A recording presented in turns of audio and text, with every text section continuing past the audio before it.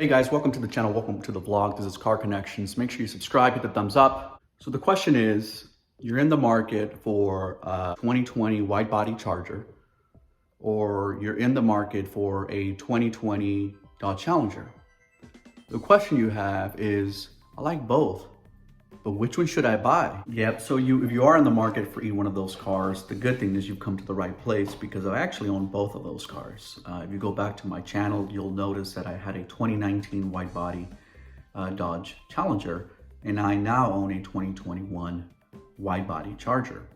And so you're coming from a person that has actually owned both vehicles, and people have asked me questions in the comments, and I've reserved judgment. And the reason I did that was because I hadn't owned the Charger long enough. But now I've had the Charger at least a good maybe 2-3 weeks, and I got a good idea of what I got myself into.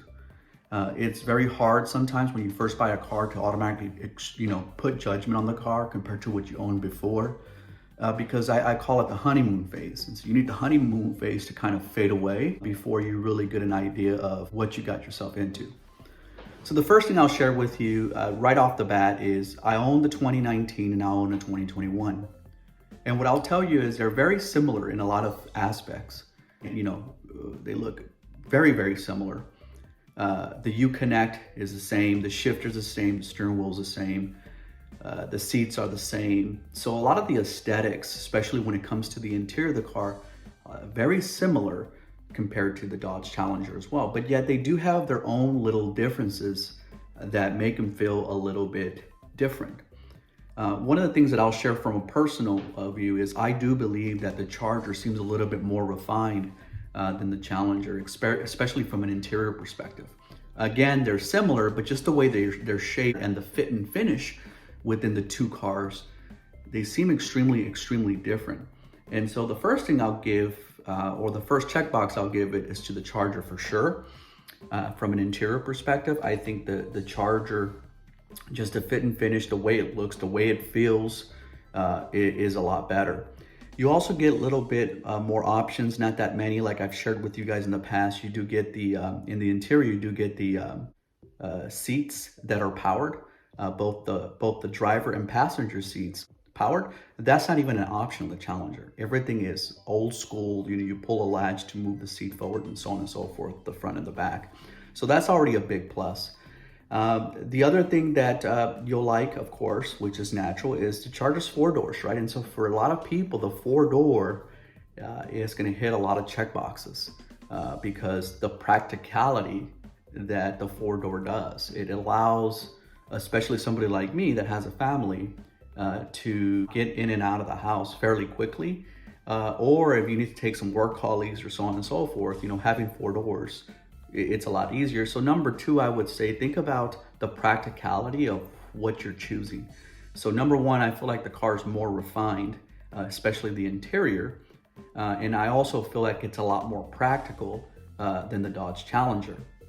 Now, what I will share with you is the 2019 wide body Challenger and my 2021 wide body Charger.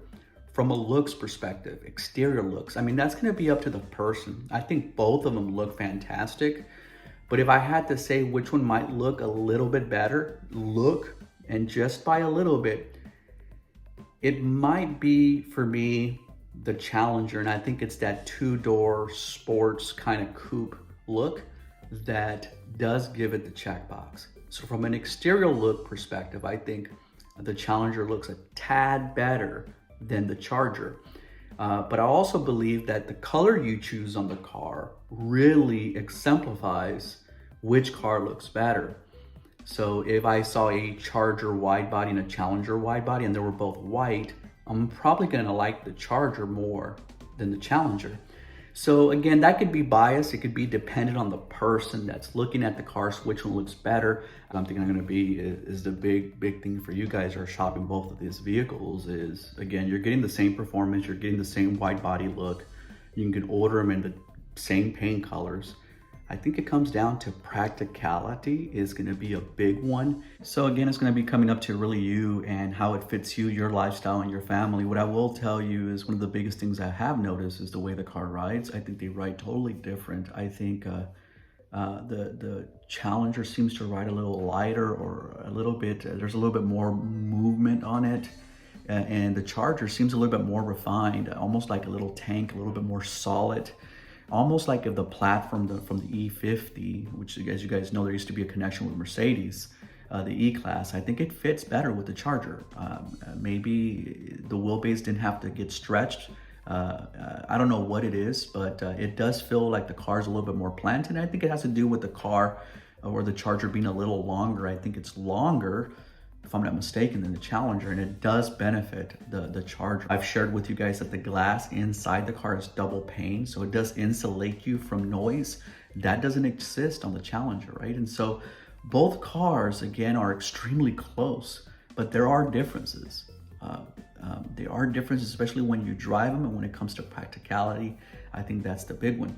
And the last one I'll share with you guys, believe it or not, and I've noticed it, the Charger's insurance, and I'm with Geico, is actually cheaper by around $40, $35, $40 a month is cheaper than the Challenger. And I think that's attributed to one being a two-door and the other one being a four-door sedan.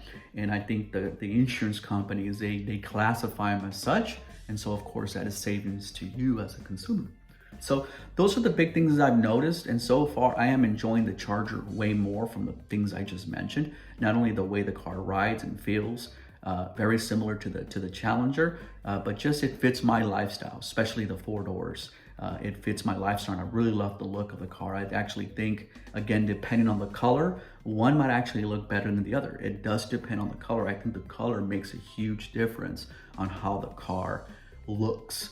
Again, just looking at looks. So I hope this helped you guys out. I know a lot of you guys are cross-shopping that car. You know if I should go with the Charger or the Challenger. And I'm hoping that it helps some of you guys out that were in the market for either one of those vehicles. Regardless, if you choose either one of those, you're just not gonna go wrong. And they're fantastic cars. You're getting a lot of car for the money that you've paid. And they've done a couple of things over the last couple of years, such as the wide body packages. They've updated the interior to have more refinements, such as the Alcantara roof and leather on the dash and the doors. Updating the Uconnect, though it's not the newest Uconnect. So Dodge has done things to make it look better on the inside than it has in the past, and of course also on the exterior, hence why the car continues to sell. So again, make sure you subscribe, make sure you share, hit the thumbs up on the video. More to come. I'm still waiting on an update on the Dodge Durango. Any updates on that? I haven't heard anything, and I'm still waiting on some mods to come in for my wide body Charger. And of course, once I get those things, I'll make sure to post them. Like that, guys, stay safe. Car Connections. Peace out.